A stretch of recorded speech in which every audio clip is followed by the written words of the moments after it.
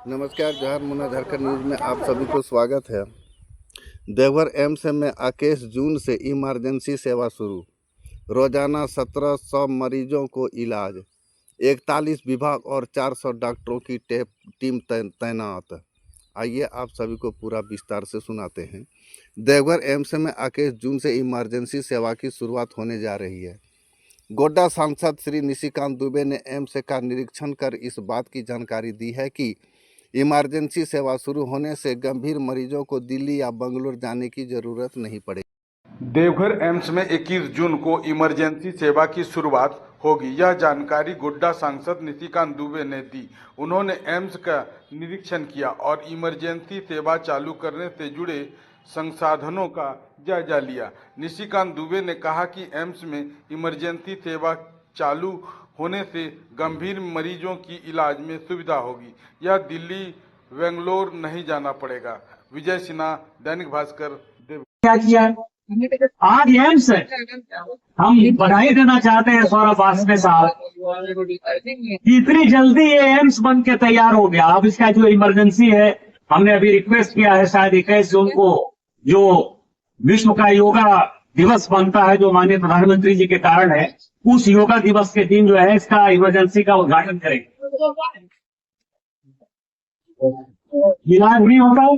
पूरा वीडियो देख। वर्तमान में देवघर एम्स में 41 विभाग कार्यरत है। यहाँ ऑन्कोलॉजी समेत अन्य बीमारियों जैसे गंभीर जैसे बीमारियों होता है उसका भी इलाज यहाँ पर जल्द से जल्द शुरू किया जाएगा। इमरजेंसी बिल्डिंग पूरी तरह से तैयार हो चुका है और उसमें भी सब बीमारी रह सकते हैं, मरीज रह सकते हैं। अब मरीज ओडीपी के साथ इमरजेंसी सेवा का भी लाभ ले सकते हैं। मरीज का इलाज के लिए 400 डॉक्टरों की टीम तैनात है।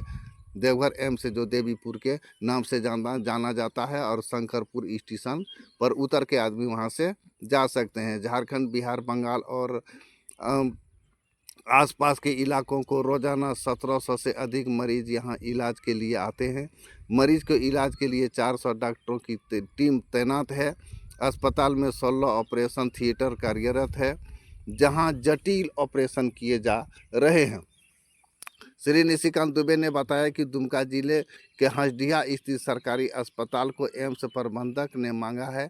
यहां आदिवासी बच्चों में पाई जाने वाली सिंगल सेल निमोनिया का इलाज का रिसर्च भी किया जाएगा। झारखंड के 3 बड़े रेलवे स्टेशन अब अमृत भारत स्टेशन योजना के तहत पुनर्विकसित किए गए हैं। इन सभी स्टेशनों का अधिग्रहण सुविधाएं डेवलप की गई है। शुक्रवार को प्रधानमंत्री नरेंद्र मोदी ने इन 3 स्टेशनों का उद्घाटन किया। पीएम मोदी ने इन 3 स्टेशनों का शुभारंभ किया है। उनमें खूंटी का गोविंदपुर रोड स्टेशन, साहिबगंज का राजमहल और देवघर का शंकरपुर स्टेशन शामिल है। 3 स्टेशन डेवलपमेंट होने के खर्च हुए 20 करोड़ से अधिक रुपया।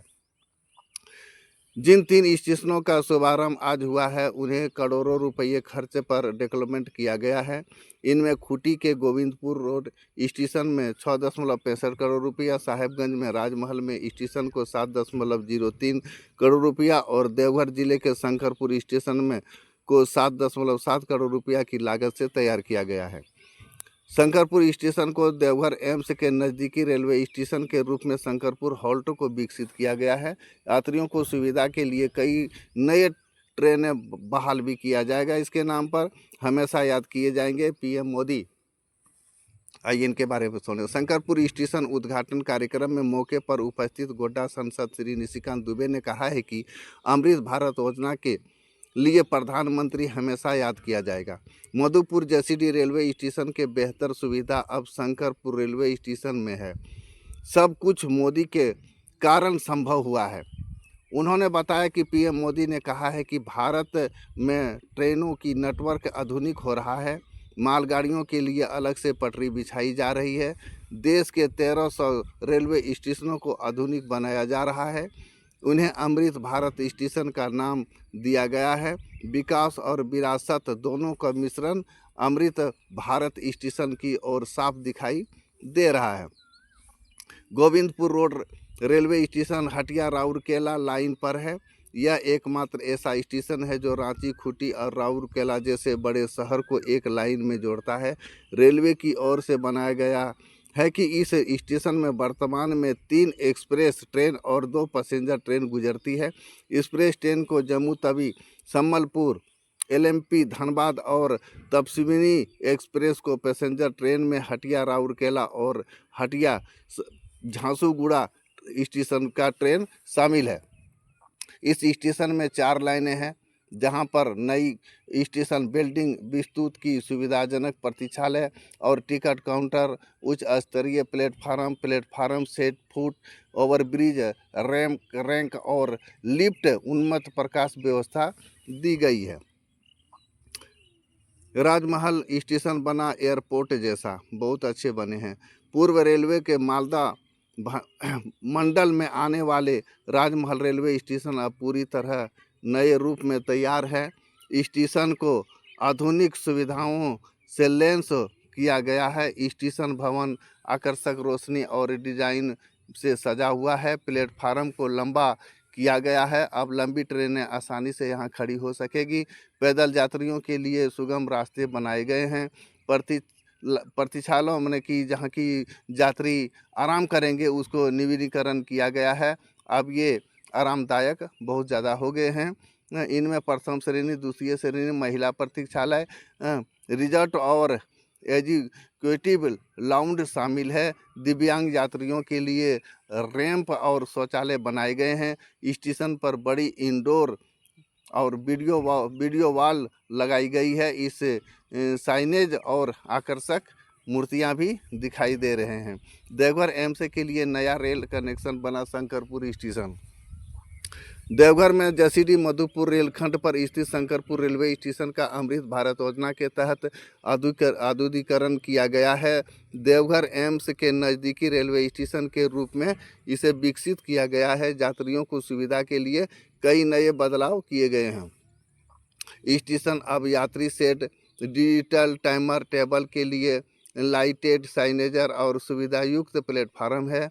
अंडरपास, आधुनिक टिकट काउंटर और वेटिंग हॉल बनाए गए हैं। पार्किंग की व्यवस्था की गई है। फुट ओवर ब्रिज का नवीनीकरण किया गया है।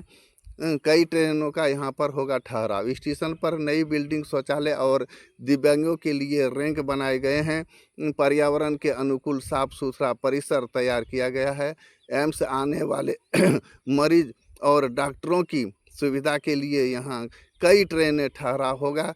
लंबी दूरी ट्रेनों को भी यहाँ पर रुकेगी। रेलवे नेटवर्क को भी आधुनिक बनाया गया है। दिल्ली, बम्बई कहीं से भी अगर ट्रेन इस रास्ता में शंकरपुर होके गुजरता है तो उसका भी ठहराव यहाँ एम्स के लेके दिया जाएगा। इसी के साथ ही ऐसा समाचार सुनने के लिए आप सभी को बहुत बहुत धन्यवाद। मुन्ना झारखंड न्यूज़ को लाइक, सब्सक्राइब, शेयर जरूर करें। आप सभी को बहुत बहुत नमस्कार, जोहार, धन्यवाद।